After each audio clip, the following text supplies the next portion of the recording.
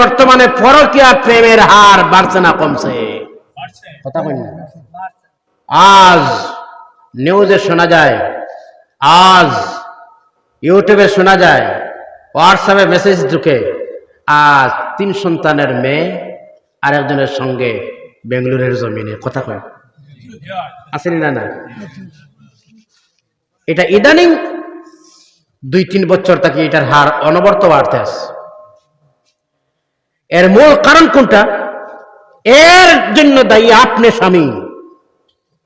আপনার স্ত্রীর সঙ্গে নিয়ে মার্কেটে গেলাম। কোন জায়গায় গেলাম? কথা কই না কেন? আপনার স্ত্রীর সঙ্গে নিয়ে আপনি মার্কেটে দিলে আপনার স্ত্রীরে আপনি বাজার কিনতে টাকা পয়সা দিয়ে দিলে, যাও দোকানে যাও, কাপড় কিনো, এদের পোশাক কিনো, মন চায় যেমন কিনলো। আর ওই প্রথমে তো আপনি তার চরিত্র নষ্ট করে দিলেন, ভালো পালসারের পিছনে বসাইলেন আর টাউনে আপনি গেলেন। কথা বলুন ঠিক কিনা? কথা কই না কেন?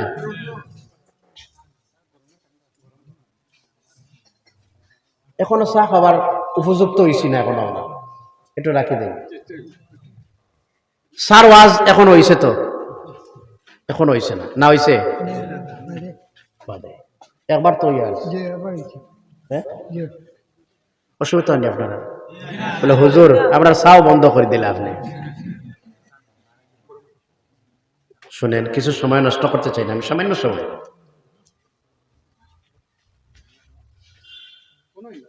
এই যে হলো অবস্থা,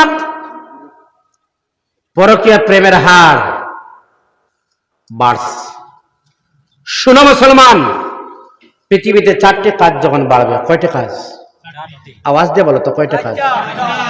বাজান, বাবা, যুবক, মনে রাখো। হয়তো একটু বিরক্ত লাগে, কিন্তু মনে রাখো কথাটা। ইন্টারেস্ট, সুদের হার যখন বাড়বে, বলুন খরচ টাকা মিলে না, কিন্তু ইন্টারেস্টে মিলে। কথা ঠিক নিটা? ইন্টারেস্ট চলেনি না? না, সুদ চলেনি না? না। 1। 2 নম্বর হচ্ছে মিথ্যা কথা কমছে না বাড়ছে? 3 হচ্ছে জিনা পাপাচার বাড়ছে না না কমছে? কথা কই না? জিনা।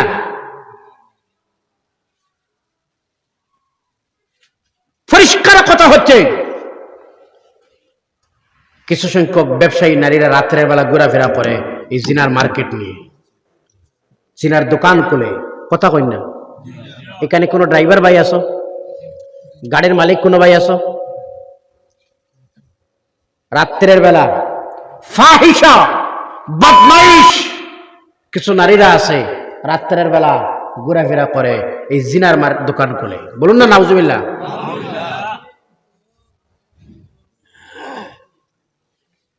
এজন্য 2 হাত জোর করে বলবো, এটাই হচ্ছে যুব সমাজের ধ্বংসের মূল কারণ। আজ নারীরা যখন একটা মেয়ে দর্শিতা হয়, একটা মেয়ে যখন দর্শিতা হয়, দুষ্টার বাঘ বেশি থাকে কার? ছেলের। আমি কিন্তু এটা একটু আমার চিন্তা ভাবনাটা অন্যরকম। একটা মেয়ে যদি শর্ট লিবাস পরিধান করতো না, একটা মেয়ে যদি তার এই চাহিদার শরীরটা যদি দেখাইতো না, একটা মেয়ে যদি ওই টাইট ফিট লিবাসটা পরিধান যদি করতো না, তাহলে একটা ছেলে তো তা কখনো আকর্ষণীয় হওয়ার কথা নয়। কথা কই না? একটা মেয়ে যখন বোরকা পরিধান করে, বোরকা, মেয়েটা তরুণী, যুবতিনী, বৃদ্ধানী অনুভব করা যায়? বিবাহিতা না অবিবাহিতা অনুভব করা যায়?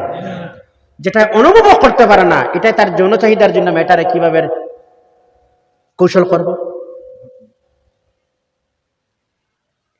এর জন্য 30% দায়ী ছেলে আর 70% দায়ী মেয়ে। এটা আমার ব্যক্তিগত চিন্তা। এটা সুতরাং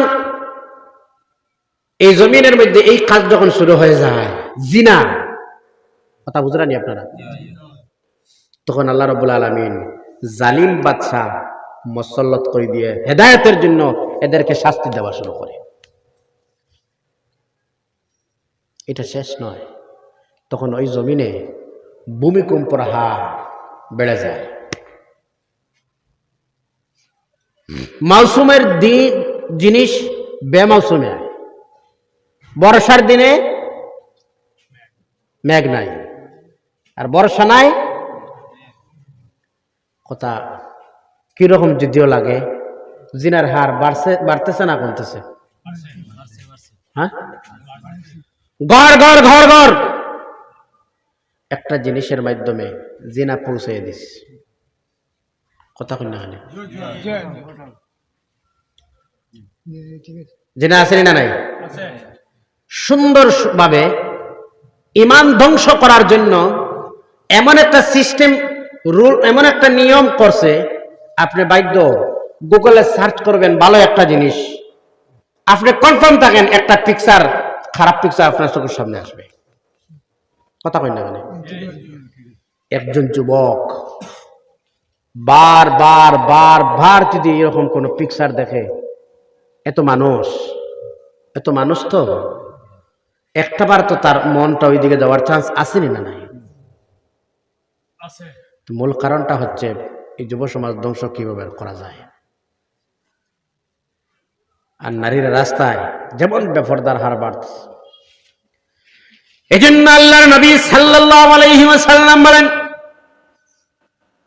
আখিরি জামানায় এমন একটা সময় আসবে, এমন একটা যুগ আসবে, যেই দিন নারীর রাস্তায় যখন চলাফেরা শুরু করবে, উলঙ্গ হয়ে রাস্তায় চলাফেরা শুরু করে দিবে।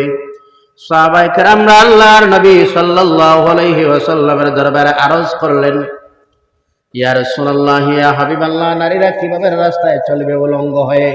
আল্লাহর নবী সাল্লাল্লাহু আলাইহি ওয়াসাল্লাম জবাব দিলেন, কিভাবে চলবে শোনো। এমন ধরনের মেয়েরা পোশাক ধারণ করবে, এমন ধরনের পোশাক মেয়েরা পরিধান করবে, মেয়ের শরীরের মধ্যে পোশাক থাকবে কিন্তু শরীরটা আবার দেখাও যাবে। এই পোশাক আসেনি না নাই? কথা কই না কেন? আসেনি না না? আচ্ছা শুনেন, মেয়েরা বুঝি এখন জিন্স প্যান্টও লাগায়? কথা কই না? সঙ্গে এখানে শেষ না, বেল্টও লাগায়? লাগায়নি? লাগায় তো ভাই।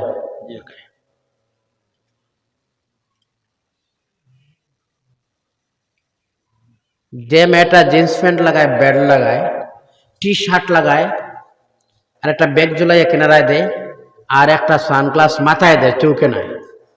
কথা কই না এখানে? মাথায় দেয়, এখানে এখানে দে। ওই মেয়েটারে আমরা বলি বড় স্ট্যান্ডার্ড মেয়ে। কি মেয়ে? কথা কই না এখানে? এই মেয়েটা স্ট্যান্ডার্ড মেয়ে না? না, এটার আমরা কি বলি? বড় স্ট্যান্ডার্ড মেয়ে। আল্লাহকে ওয়াস্তে। আর যে মেয়েটা বোরকা লাগাইয়া বাইরে হয়, আমরা ভাবি না এটা নর্মাল ফ্যামিলি, দুর্বল ফ্যামিলি। কথা কই না কেন? তো ইসলাম স্ত্রী হিসেবে মর্যাদা দিল, মা হিসাবে মর্যাদা দিল, বোন হিসাবে মর্যাদা দিল, মেয়ে হিসাবে মর্যাদা দিল। এমন আরো কোন ধর্মতে আছে? কথা কই না কেন? এমন আর কোন ধর্মতে নাই। এবারে সামান্য সময় কথা বলবো আজ আপনাদের সামনে নেশা জাতীয় দ্রব্য নিয়ে। নেশা এই বর্তমান সময়তে স্ট্যান্ডার্ড একটা নেশা আছে, একটা ইনজেকশন ঢুকাই দিলে ওই যায়, আসেনি? এটার নাম? কথা কই না কেন? আর কিছু ফ্যামিলি আছে, শুনেন তো, কিছু ফ্যামিলি আছে, ভদ্র ফ্যামিলি, ডাইরেক্ট একটা করেক্স একটা ঢুকাই রাত্রে কাজ হয়ে গেছে। করেক্স যেটা কফ সিরাপের কাজ হয়, ঠিক না? না, এটা পুরাটার মধ্যে, এটার মধ্যে একটা অ্যালকোহল থাকে কফ সিরাপের মধ্যে। একটু বেশ দিলে এলে ডোজ, একটু ঘুমের আসন খায়। আর যারা স্ট্যান্ডার্ড নেশাওয়ালা, এরা দেখবা করেক্সের নেশা করে, পুরাটা ডাড়ি দিল রাত্রে। আসেনি এরকম? এই যুব সমাজ ধ্বংসের দিকে যার বর্তমানে নেশার কারণে। শুনলে অবাক হবেন, ইসলাম নিয়ে যারা নানা ধরনের মন্তব্য করে, আল্লাহর কসম ইসলাম স্টাডি করো, পৃথিবীর জমিনে এমন কোন ধর্ম নাই। ইসলাম হচ্ছে মানব প্রেম শিক্ষা দেওয়ার ধর্ম। সুবহানাল্লাহ। মানবতা যে ধর্ম শেখায় সেই ধর্মের নাম ইসলাম। মানব প্রেম শিখায়, মানুষের সঙ্গে সম্পর্ক গড়ে তুলতেই পারে যেই ধর্ম, সেই ধর্মের নাম, আরো যেটা বলো সেই ধর্মের নাম ইসলাম। বিদ্বেষ শিখায় না, ইসলাম হিংসা শিখায় না, ইসলাম মানব প্রেম শিখায়। সুবহানাল্লাহ। শোনেন কিভাবে, আপনারা জানেন আমরা যেমন সেই দেশে এক জাতি মুসলিম জাতিরা আছি, সেইভাবে আরেকটা জাতি আছে, সেই জাতির নাম হচ্ছে বৌদ্ধ ধর্মাবলম্বী মানুষ। আছে না নাই? কথা বলবেন, আছে না নাই? আপনারা সবাই জেনারেল এডুকেট মানুষ, আপনারা বসে আছেন সামনেই। বৌদ্ধ জাতি একটা ধর্ম আছে না নাই? সেই বৌদ্ধ জাতির ধর্ম নেতা যে ছিল, সেই বৌদ্ধ জাতির ধর্ম নেতার নাম ছিল দালাই লামা। নাম কি ছিল বলুন? দালাই লামা। বৌদ্ধ জাতির এক কনফারেন্স করলো, সম্মেলন করলো, আর ওই সম্মেলনের প্রধান অতিথি ছিল জনাব দালাই লামা। সেই জনাব দালাই লামা স্টেজে যখন ভাষণ শুরু করবেন, স্টেজে যখন গেলেন, মাইক্রোফোন সামনে নিয়ে এবার বললেন, দুনিয়ার মানুষ, আজ যেমন পৃথিবীর জমিনে দর্শন চলতেছে, আজ যেমন পৃথিবীর জমিনে অশান্তির আগুন দাও দাও করে জ্বলতেছে, গোটা বিশ্বের মধ্যে যদি আবার শান্তি আনতে হয় তাহলে ফলো করতে হবে একজন। সুবহানাল্লাহ বলবেন না? তিনি বললেন, যদি গোটা বিশ্বের মধ্যে যদি শান্তি আবার আনতে হয় তাহলে ফলো করো একজন আরবের সন্তান আব্দুল্লাহর পুত্র, আর ওই মুসলমানদের নবী হযরত মুহাম্মদ সাল্লাল্লাহু আলাইহি ওয়াসাল্লাম। ফলো করো মুহাম্মদ। যদি মুহাম্মদ ফলো করো, মুহাম্মদের আইন, মুহাম্মদের বিধান, মুহাম্মদের গঠিত রচনাবলী আইন যদি মানো, তাহলে পৃথিবীতে আবারও শান্তি আসবে। সুবহানাল্লাহ।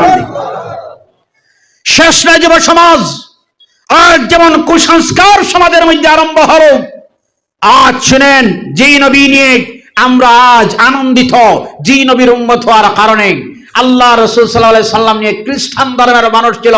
আপনারা সবাই যারা শিক্ষিত মানুষ, আপনারা জানেন আমেরিকার মতো শক্তিশালী দেশ, খ্রিস্টান দেশের মানুষ ছিল মাইকেল এইচ হার্ট। কি ছিল নাম? Michael H heart. তিনি তার সারা জীবন রিসার্চ করলে আর গবেষণা শুরু করলো, গোটা ওয়ার্ল্ড, গোটা পৃথিবীতে সবচেয়ে ভালো মানুষ কারা খুঁজিয়ে বাহির করা নিয়ে যায়। আল্লাহু আকবার বলবেন না? মাইকেল এইচ হার্ট সারা জীবন রিসার্চ আর গবেষণা করে বাহির করলেন, আকাশের নিচে গোটা ওয়ার্ল্ডে প্রায় 200টা মতো দেশ, 198 দেশ, এই দেশগুলোর মধ্যে বাহির হলেন মাত্র 100 জন মানুষ। কতজন মানুষ? 100 জন মানুষ। 100 জন মানুষ বাহির করলেন, এরা ভালো মানুষ। এর মধ্যে একজন ছিলেন আপনার আমার নবী আহমদ মুজতবা মুহাম্মদ মুস্তাফা সাল্লাল্লাহু আলাইহি ওয়াসাল্লাম। এখানে শেষ নয় বাবা আমার, ও যুবক বন্ধুরা, এখানে শেষ নয়। দেখো তো পিছনে জায়গা নাই, একটু বসার সুযোগটা তো। আমার যুবক ভাইরা আসছেন কোরআন শোনার জন্য, মেহেরবানি করে একটু সুযোগ চাই আপনার কাছে। আর আগামী দিনে এইরকম প্রোগ্রাম যদি হয় ভাই, একটু বড় ব্যবস্থা নিবা, একটু ইনশাআল্লাহ। আর একটু কষ্ট করেন, শোনার জন্য একটু জায়গা দিন আপনারা, একটু সামনের দিকে ভাই প্লিজ। আপনারা মাইন্ড করবেন না। আপনারা এখানে যদি কিছু দেওয়ার থাকে এখানে দাও তো, কিছু এখানে দেওয়ার থাকলে কিছু এখানে দিয়ে দাও ভাই। মানুষ আসতেছেন কারণ কোরআন শোনার জন্য। এরা আর কোনো ব্যক্তির আকর্ষণ নয়, এরা কোরআনের প্রেমিকদের আগমন করছে। সুবহানাল্লাহ বলবেন না? এদের হৃদয়ে কোরআনের আগুন জ্বলছে। এরা যে কোরআন শোনার জন্য আমার যুবকরা, আল্লাহ যেন কবুল করে, আল্লাহুম্মা আমিন। এই একটু বসার সুযোগ দিলে একটু ভালো হবে। আর মেহেরবানি করি যদি কষ্ট না হয়, সামনে জায়গা যেটা আছে প্রত্যেকের জায়গাটা ফিল আপ করে নিব আপনারা। তো বলতেছিলাম, মাইকেল এইচ হার্ট বাহির করলেন কতজন মানুষ? 100 জন মানুষ। সেই 100 জন মানুষের মধ্যে তিনি আবার তার মনের ধারণাই ছিল 100 জন মানুষের জীবনী জমায়েত করলেন একটা জায়গায়, আর জমায়েত করে মনে মনে ধারণাই করলেন একটা বই রূপ দেওয়ার জন্য একটা বই দিলেন। সেই বইটা যখন জমায়েত করলেন, বইয়ের রূপ ধারণা দিলেন, ওই বইটার নাম দিলেন দিয়ে 100 জন মানুষের জীবনী তুলে ধরলেন। এবার মনে মনে ভাবলেন, সর্বপ্রথম কার নাম দেওয়া যায়, কোন ব্যক্তির নাম সর্বপ্রথম দেওয়া যায়? 1 নম্বরে একজনের নাম তো দেওয়ার প্রয়োজন আছে, আসেনি না নাই? এখানে একটু জায়গার ব্যবস্থা, যদি আপনারা 2-4 জন এখানে যদি একটু সামনে একটু জায়গা হবে, একটু একটু মেহরবানি করে যুবকরা, মুরব্বীরা না, যুবকরা একটু কষ্ট করো ভাইজান প্লিজ, একটু একটু একটু একটু একটু আলহামদুলিল্লাহ, আল্লাহ আল্লাহ যেন কবুল করে, আল্লাহুম্মা আমিন। যারা বলেন আল্লাহুম্মা আমিন। বারবার আপনারা তাকলিফ দেওয়া, কষ্ট লাগেনি আপনারা, মনে কোনো কষ্ট আছে, দুঃখ আছে আপনারা, ওই জায়গা যেটা খালি ওটা ফিল আপ করার জন্য আমি বিনম্রভাবে অনুরোধ করছি আপনাদের খেদমতে। আল্লাহ আল্লাহ যেন কবুল আর মঞ্জুর করে, আল্লাহুম্মা আমিন। ভাইয়া আলহামদুলিল্লাহ আলহামদুলিল্লাহ, কোরআনের প্রেমিকরা বসে আছেন কোরআন শোনার জন্য। শুনেন, প্রত্যেকের ঘরে ভালো ভালো সোফা আছে, আছে না নাই? আছে, ভালো ভালো বেড আছে। এই সব ছাড়িয়া, ভালো বিছনা, ভালো সোফা ছাড়িয়া এই যে তেরফালের মধ্যে বসে আছেন আমার আল্লাহর কালাম শোনার জন্য, আল্লাহর রহমতের আশায়। এটা আর এখানে অন্য কোনো বানাউটি নেই, কথা বলুন ঠিক কিনা? আল্লাহর রহমতের আশায়, আল্লাহ যেন কবুল মঞ্জুর করে, আল্লাহুম্মা আমিন। তো এবার মনে মনে ভাবলেন 100 জন মানুষ, যেহেতু 100 জন মানুষের মধ্যে নম্বর 1, নম্বর 2, নম্বর 3 এইভাবে নম্বর দিয়ে তো প্রথমে একজনের জীবনী, দ্বিতীয়তে আর একজনের জীবনী, তৃতীয়তে আর একজনের জীবনী, এইভাবে দেওয়ার প্রয়োজন আসেনি না নাই? আসেনি না নাই? তিনি এবার মনে মনে ভাবলেন মুসার নাম প্রথমে দিব, না খ্রিস্টান ধর্মের নবী ঈসার নাম প্রথমে দিব, না আমাদের নবী না দলাই লামার নাম প্রথমে দিব, না কার নাম প্রথমে দিব, কোন জনের নাম প্রথমে আসবে? তিনি 100 জন মানুষের মধ্যে আবার খোঁজা আরম্ভ করলেন। আল্লাহর কসম করে দেখা যায় 99 জনের জীবনীতে ছোট না ছোট ধরনের কোন ধরনের ভুল বাইর হয়ে যায়, আর একজনের জীবনীতে কোন ধরনের ভুল নাই, তিনি আর কেউ নয়, যার 63 বছরের জীবনীতে কোন ধরনের ভুল ত্রুটি নাই, তিনি হলেন হযরত মুহাম্মদ। জীবনীতে 63 বছরের জীবনী, সেই জীবনীতে কোন ধরনের স্পট নাই। আল্লাহু আকবার। এবার যখন প্রথমে নামটাই দিলেন, বইটা যখন মার্কেটে চলে যায়, খ্রিস্টান ধর্মের মানুষ যখন বইটা দেখেন, এরাই প্রশ্ন করলেন আপনি খ্রিস্টান ধর্মের মানুষ, মুসলমানদের নবী মুহাম্মদের নাম কেন প্রথমে দিলেন? তিনি তাদের জবাবে বললেন 99 জনের জীবনীতে ত্রুটি মিলে একজনের জীবনীতে কোন ধরনের ভুল ত্রুটি নাই, তিনি মুসলমানদের নবী হযরত মুহাম্মদ। জোরে বলেন না সুবহানাল্লাহ। আমার ভাইরা শুনুন, হেলথ বিভাগ, স্বাস্থ্য বিভাগ, পৃথিবীতে গবেষণা চলছে ইসলাম নিয়ে, কোরআন নিয়ে, নবী নিয়ে, নবীর আদর্শ নিয়ে। সুবহানাল্লাহ। নবী দেখে না মানুষ, নবী তো জীবনে দেখি নাই আমরা, কিন্তু নবীর সুন্নতের জন্য আমরা দেওয়ানা। আল্লাহু আকবার।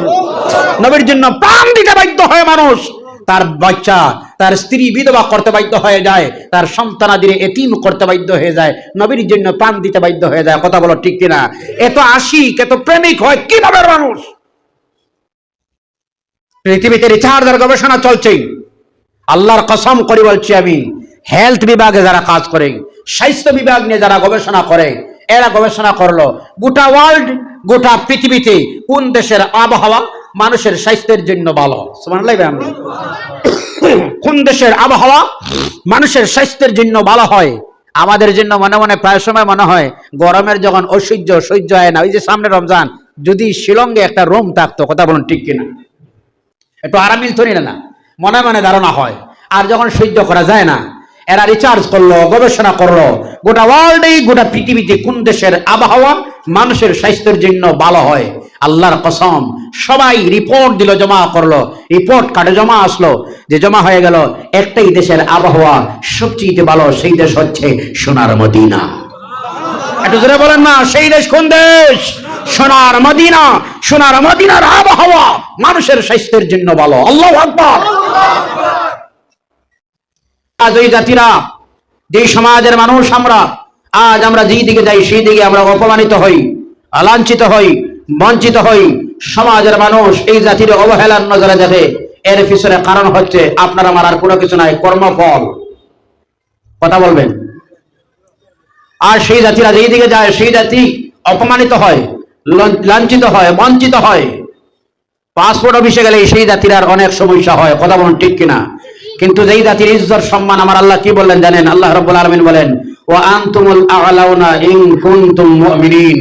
যদি তোমরা মুমিন হও, যদি তোমরা প্রকৃত ঈমানদার হও, তাহলে তোমরা হলে চেয়ারের মালিক। যারা বলেন সুবহানাল্লাহ। আমাদের চেয়ারের ক্ষমতা তো গেল, আমাদের অস্তিত্ব হারানোর সময় চলে আসছে। বলুন ঠিক কিনা? এটা জোরে বলুন ঠিক কিনা? এই জন্য আজ আমি আপনাদের সামনে এই জাতির এত পিছনে যাওয়ার মূল কারণ কি কি?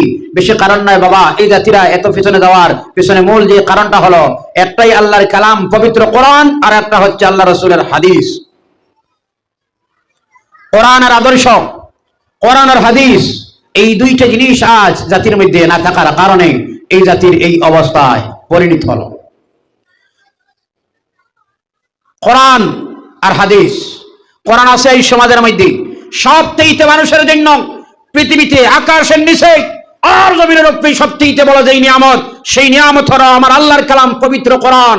আক্ষেপের বিষয় হয় ওই সমাজের মানুষ 95% মানুষ আমার আল্লাহর কালাম কোরআনের তেলাওয়াত জানে না। আছে না নাই?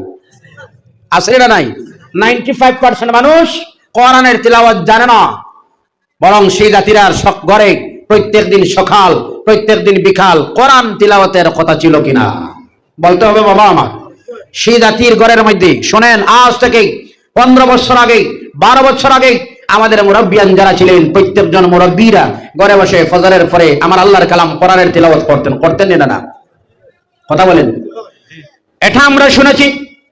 আমাদের মুরব্বী যারা ছিলেন, গ্রামের দাদা যারা ছিলেন, আমাদের গ্রামের মধ্যে মুরব্বিয়ান যারা ছিলেন, আমরা মক্তবে যাওয়ার সময় শুনেছি আমাদের মুরব্বিয়ানে কেরামরা ফজরের নামাজ শেষে ঘরে বসে মধুর সুরে রাই তিলাওয়াত করতেন, বিসমিল্লাহির রাহমানির রাহিম, ইয়াসিন ওয়াল কুরআনিল হাকিম, ইন্নাকা লামিনাল মুরসালিন আলা সিরাতিম মুস্তাকিম। আমরা শুনছি কিনা? আরো জোরে বলো, শুনছি কিনা? আমরা শুনেছি রাত্রির বেলা আল্লাহর কালাম কোরআনের তিলাওয়াত এশার নামাজের পরে। আমরা শুনেছি আল্লাহর কালাম কোরআন ফজরের পরে তিলাওয়াত। আজ বাবা যে ঘরের মধ্যে 15 বছর আগে 12 বছর আগে যে ঘর থেকে সকাল আর বিকাল আল্লাহর কালাম কোরআনের তিলাওয়াতের আওয়াজ শুনেছিলাম, আজকের বিষয় হয় ওই মুসলমানের ঘরে সকাল আর বিকাল এবার আমরা গানের আওয়াজ শুনে। কথা বলো ঠিক কিনা? এই সমাজে রহমত আসবে না, গজব আসবে। এই জন্য আল্লাহর কালাম কোরআনুল কারীম হলো এই কিতাব। এই কিতাব যখন মানুষ তিলাওয়াত শুরু করে দেন, আল্লাহর কালাম কোরআনের যখন তিলাওয়াত মানুষরাই সামনে বসে কোরআনের তিলাওয়াত আরম্ভ করে, আল্লাহর হাবিব বললেন কোরআনের তিলাওয়াত যখন শুরু হয়ে যায় মহান আল্লাহ রাব্বুল আলামিনের সঙ্গে গোলামের গল্প শুরু হয়ে যায়। সুবহানাল্লাহ। কোরআন তিলাওয়াত করলে শুরু হয় রবের সঙ্গে গল্প। এই জন্য আমার ভাইয়েরা শুনো, এই জমিনের মধ্যে এমন এক ধরনের কিতাব আল্লাহ রাব্বুল আলামিন দিলেন, এই পৃথিবীর মধ্যে যত ধর্মগ্রন্থ আছে আল্লাহর কালাম কোরআনুল কারীমের মতো এমন ধরনের পাঠ করা হয় কিতাব নাই। আছে তো? আল্লাহ রাব্বুল আলামিনের পাক কালাম 24 আওয়ার্স আল্লাহর কালাম কোরআনের তেলাওয়াত চলে, এমন কোন মুহূর্ত নাই কোরআনের তেলাওয়াত নাই বলে। আসেনি? আসেনি? নাই। প্রত্যেকটা মুহূর্তে কোরআনের তেলাওয়াত হয়। আল্লাহু আকবার বলবেন না?